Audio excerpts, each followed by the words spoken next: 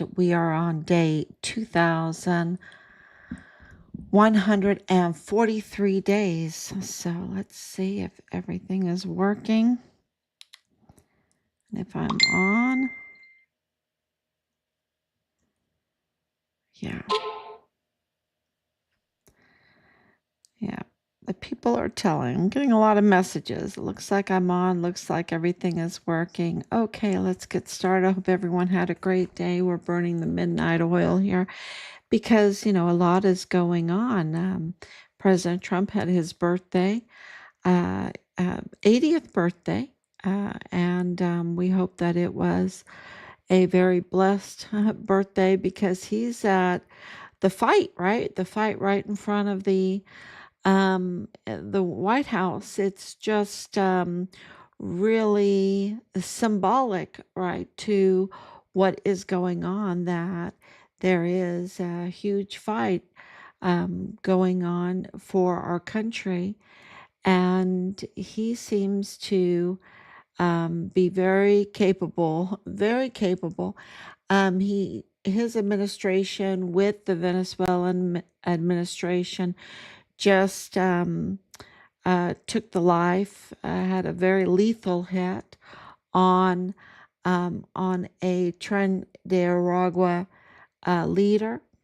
I reported on that yesterday. It's so important. I want to talk about it again today because this Tren de Aragua leader didn't stop in Venezuela. He is known for his ability to organize those that are in the prison there, and his crimes just are incredible.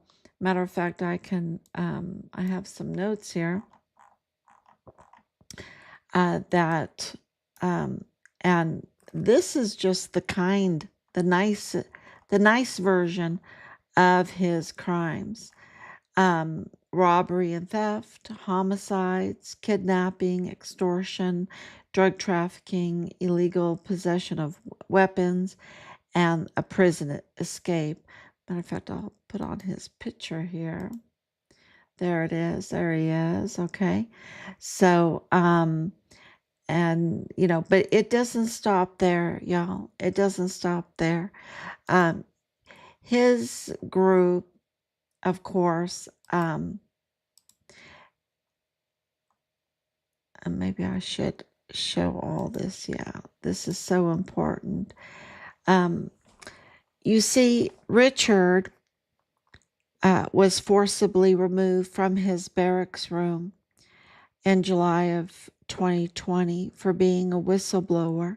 It was an internal El Paso cartel infiltration in our military that didn't appreciate him fighting for the United States and the sovereignty for the United States and for the sovereignty of Mexico. Let's get this clear, because this was a group of individuals that were like a shadow government, not just of El Paso, Texas, but of course in Chihuahua, Mexico. So you have this international shadow government that is orchestrating a hit and cover up of a U.S. Army soldier. And so this whole area was absolutely being assaulted by this El Paso cartel. The sovereignty of the United States and the sovereignty of Mexico were being assaulted, were being attacked by this El Paso cartel. And they had infiltrated, of course, into the DA's office, into the justice system, the courthouses, even in the federal level, the AUSA was infiltrated, and into our military, and of course into the law enforcement, the Texas DPS, totally compromised, y'all, totally compromised. And we have the evidence that they are totally compromised. And they were running a parallel government um, on the Chihuahuan side that included CIA, FBI, ATF, DEA. You know, when we had our meeting with the treasonous generals, Sean Bernabe and Donna Martin, with of course Command Sergeant Major Shaky Jake Jakovitz, and of course David, um, what's his name? David Stewart, General David Stewart. So, when we had our meetings with them, and it was all like, oh, well, we're using the ATF and the DPS and the CIA, well, they didn't mention the CIA, but the FBI and, um, the sheriffs and all of that. They didn't tell us that these were rogue agents. A lot of them were rogue agents that were on the payroll of Maru Campos, that they were on the payroll of Chihuahua, and that they would make a treasonous treaty, right, to probably cover up that they were already in the Fiscalia, having office space there, um, you know, and so they wanted to make it okay, I guess. They wanted to legitimize um, agents working in the office space of the prosecutor's office in Mexico, in Chihuahua, Mexico. And we know they wanted to legitimize it even more by bringing in General John Kelly working with Maru Campos as a security, being on her payroll, y'all. He was on her payroll as a security advisor. Um, just so illegal. This whole thing is so illegal. And it was like they were trying to run their own State Department, and they were running their own military, own government. That's what they wanted to do, with no regard to Mexico, with no regard to the United States. And so this is why she is being investigated for treason. And this operation then was, like I said, acting as a State Department and acting like with Nadal Baim and his group, and with the military. The military could use these big planes and deploy our soldiers to Qatar, to the Strait of Hormuz. And what were they doing there? Because we know that Richard, that is where he first started um, reporting, is from Qatar. That it was so bad. It was scary. He said it was scary. It was so bad. It was very bad. It was very bad. And what did he mean by that? He meant that the criminal activity in his chain of command, by his unit chain of command there in Qatar. And so this is a connection with Iran. This is for the precursors, we know now through reports, precursors for the fentanyl, but also this is um, clearly about stolen oil. This is about human trafficking. This is about, um, I would say, like Bitcoin, um, financial, I don't want to say trafficking, but manipulation, right? Who knows what they were paying for the oil, right? Or what currency they were paying. Were they paying in weapons? Were they paying in humans? Were they paying in Bitcoin, or the likes of something like that? Were they, What were the economic transactions here that was going on, and then using taxpayer funds to pay for all these deployments back and forth? Now we understand why there were so many deployments, right? And we really need to understand that they were infiltrating and misusing our military, putting our soldiers at risk, and that ended up killing Richard. I think that makes it very, very clear. And so, this whole Tren de Aragua, with their all their illicit activities with Venezuela and the oil there in Venezuela, and clearly the pipeline. And let's get the picture for that. Okay, let's get the picture for that. The pipeline is Venezuela to Chihuahua to El Paso. Okay. And then, of course, El Paso, the El Paso cartel, they're missing the word cartel here, um, had infiltrated Fort Bliss and using the resources of our national security, which is so much money. That is an open checkbook, if I ever called one or not. And they wanted it, and they were using it. They were using um, the the Americans um, putting up with such a huge national security cost for our security, thinking it was for our security, but it was funding the cartels. It was funding the cartels, y'all. Uh, very, very clear here. From everything that we know, the evidence confirms it, that they were infiltrated into our military, and that our military funding was financing their illicit activities. So that is jaw dropping. And you can see it right here.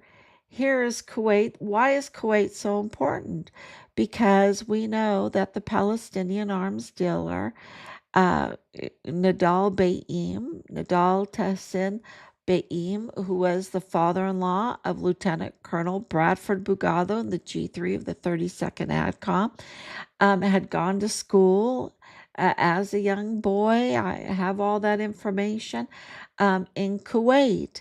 And he had these connections to Kuwait, which is right there in the Strait of Hormuz. Right there, you see it, the Strait of Hormuz. Here is Qatar and Kuwait, of course. We have, Richard, as U.S. Army 32nd ADCOM, he was deployed right here to this little peninsula right here. And this is the Strait of Hormuz. And here is Crag Island. That's where all the ships go, right? Right to this pinpoint right here, to pick up the oil, to load up on oil. That's their gas station, right? That's their, um, you know, and here's Kuwait right here. And we know that um, the connections with Nadal Baim are so much in Kuwait that he just tried to flee El Paso because he's being sued and because of all the trouble he's in. He tried to flee El Paso with $44,000 of stolen money. Now, this is not me saying it. This is, actual court documentation, okay, that he tried to flee the country with $44,000 of stolen money to Kuwait, to Kuwait. And so, because he has roots in Kuwait, and this is, the father-in-law of Lieutenant Colonel Bradford Bugado, the 32nd ADCOM. Richard, this is G3. This is operations. This is the operations. I mean, if you're military, your jaw is just dropping that this is supposed to be secure, right? This is supposed to be top secret. And your father in law has a record for terroristic threats that he is a Palestinian arms dealer, that he has these Kuwaiti ties with others that are in the car business, um, which is commonly used for trafficking, all kinds of stuff in these cars as they um, ship them back and forth or ship them where they go, right? So this is not us just grabbing, out of the air. This is hard evidence that proves what we're saying is right. Um, so um, so we have, yeah, this is a Hegseth. Um, I don't want to get distracted because I start reading, I get so distracted because there's so much information out there that connects all the dots now. And I want to stay on this Nadal um, Tessin Baim because he is really the bigger than any kind of nuclear bomb that blows up this whole cartel, exposes the whole El Paso cartel because he, has all these ties in the DA's office and the federal prosecutor's office, and the military, right? He is, and with media, um, and of course, then it's going to connect then with the whole funeral fraud and everything because of um, the news says, right? Because of the news says. And they of being prime suspects in Richard's case and everyone covering for them. We had exposed them very early on in October of 2020 and they just covered for him, just covered. So it was very, very obvious that our military was infiltrated and El Paso is infiltrated, and we've called those that are leading it, like the operative Alejandro de la Vega Foster, who has, all kinds of businesses in Juarez and in El Paso, big, huge, huge businesses with, her husband that's in the oil business, and of course, the Purchase Ariano Caron family is also in the Argo oil business. And of course, we have Woody Hunt, who's in the military business, Paul Foster in the Western refining business. Um, so all of it connects once you start piecing it together, and you have to have the pieces though, and we've been collecting the pieces, investigating for almost 6 years now, day in and day out. So this is really important to understand that this El Paso cartel was there in Chihuahua and in El Paso. They're the epicenter. They are the epicenter of everything that's wrong. And Tren de Aragua was going to Chihuahua, and it is absolutely, they were making alliances and they were absolutely gaining entry into the United States because they had the consulate general's office. And that's why I posted a general consulate General Foley, okay, Raphael Foley. He's in the U.S. consulate's office. Why is that important? Because, you know, it, these are not low stakes cartel. These are high stake cartels. These are cartels that want property that are making loads of money, and they need licenses, driver's licenses, so that they can buy houses, so that they can open up bank accounts, so that they can launder their money.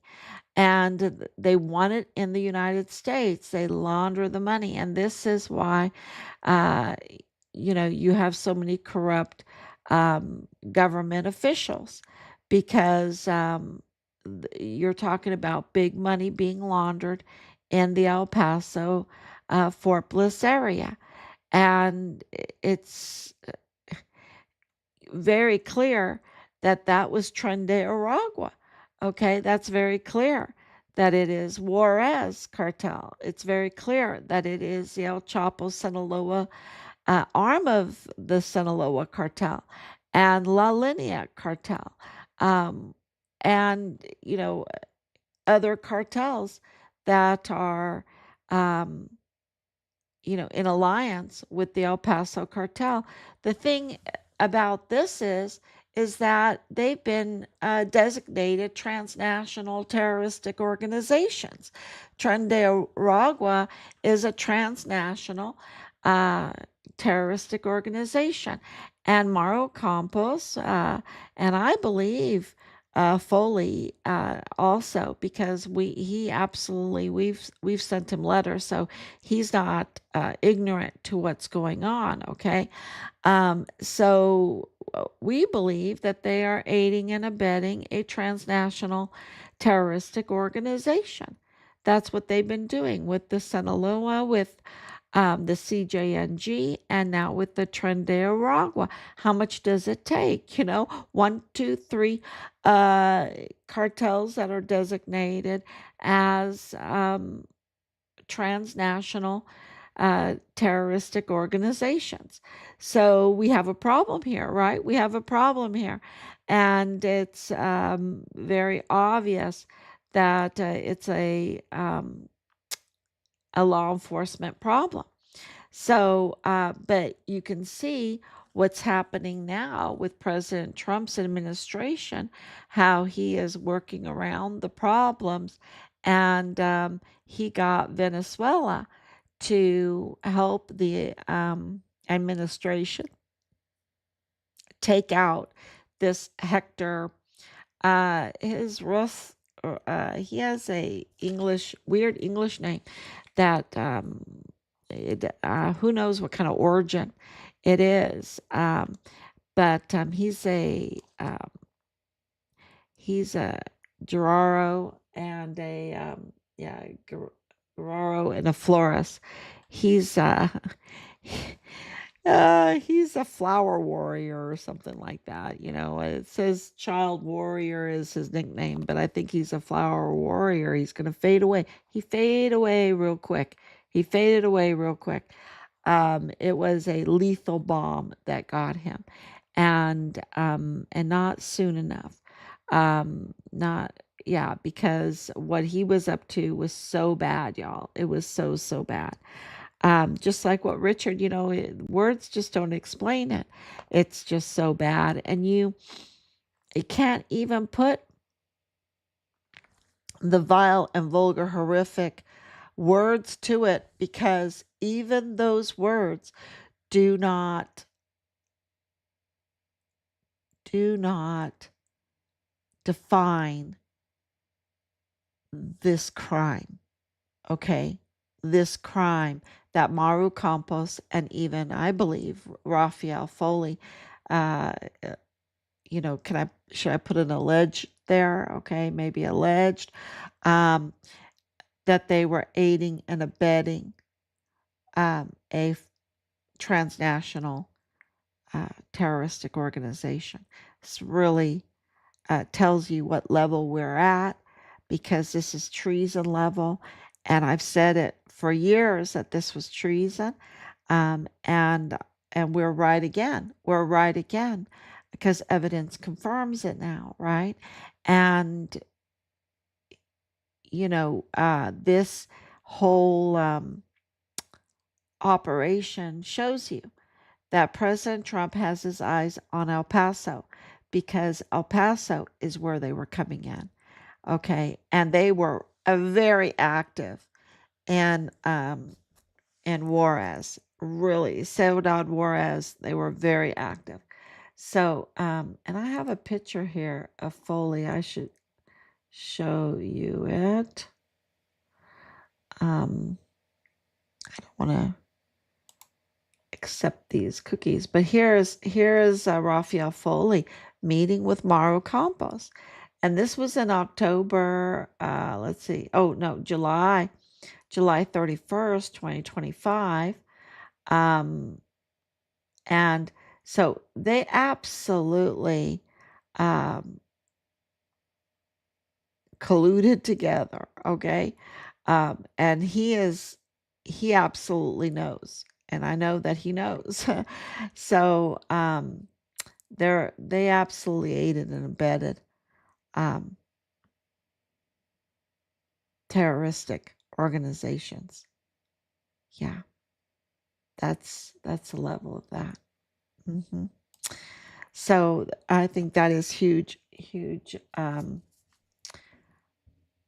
huge news. And then the other thing is, of course, Maru Campos is saying that, her breathalyzer is positive. Okay.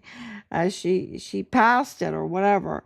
No, she hasn't. And uh, we're working very, very hard on the whole list. I think I did post a list.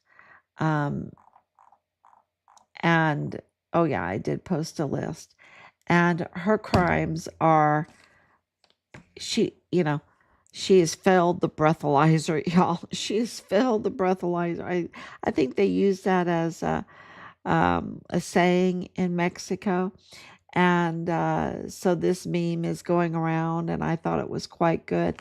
So I wanted to share it with everybody and put some, uh, you know, where she's failed, some of them, and I think there was more than 12 there, where she's failed, and there's so many. There's so many.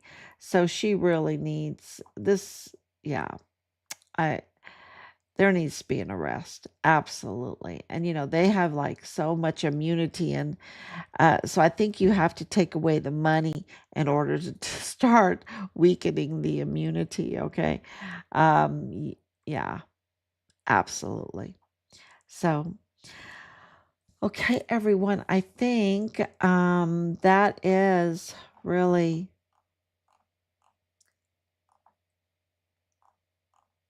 huge news, connecting the dots of Richard being in Qatar with Nadal Baim's connections to that same area.